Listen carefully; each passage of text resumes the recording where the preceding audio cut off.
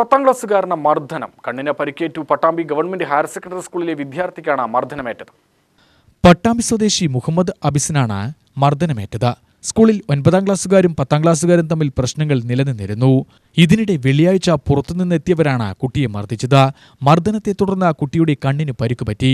കുട്ടി സ്വകാര്യ ആശുപത്രിയിൽ ചികിത്സ തേടി. പട്ടാമ്പി പോലീസ് കേസെടുത്ത് അന്വേഷണം ആരംഭിച്ചു. എന്റെ മോന്റെ പേര് മുഹമ്മദ് അബിസ്. പട്ടാമ്പി ഹൈസ്കൂളിൽ 10ാം ക്ലാസ് വിദ്യാർത്ഥിയാണ്.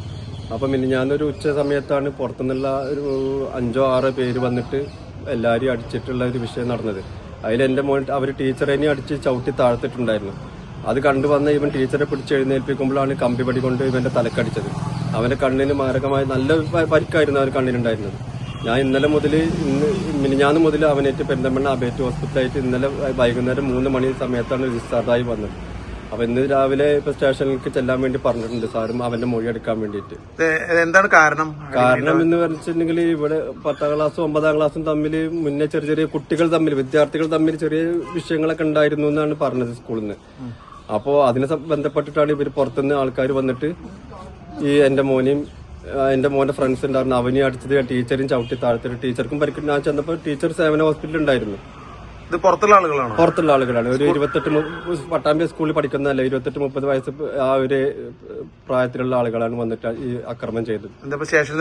സ്റ്റേഷനിൽ പറഞ്ഞത് അവർക്ക് ഓൾറെഡി സ്കൂളിന്റെ പരാതി പ്രകാരം കേസ് എടുത്തിട്ടുണ്ട്. അപ്പൊ എന്റെ മോന്റെ മൊഴി ഇതുവരെ എടുത്തിട്ടില്ല. കാരണം അവൻ ഹോസ്പിറ്റലായിരുന്നു. ഇപ്പൊ ഇന്നലെയാണ് വൈകുന്നേരത്താണ് ഡിസ്ചാർജായി വന്നത്.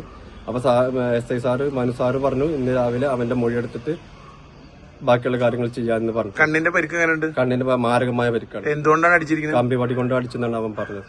കമ്പിവടി കൊണ്ട് ക്ലാസ് കയറിയിട്ട് ക്ലാസിന്റെ വരാന്തയിൽ, ക്ലാസ്സിൽ നിന്ന് പുറത്തിറങ്ങിയ ഉടനെ വരാന്തയിൽ ഇവൻ ആ ടീച്ചർ വീണ് നടക്കുമ്പോൾ ടീച്ചറെ എഴുന്നേൽപ്പിക്കാൻ ശ്രമിക്കുമ്പോഴാണ് എന്റെ മോനെ അടി കൊണ്ടടിച്ചത്. എത്ര പേരുണ്ടായിരുന്നു? അവര് 5-6 പേരുണ്ടായിരുന്നു. UTV news, Palakkad.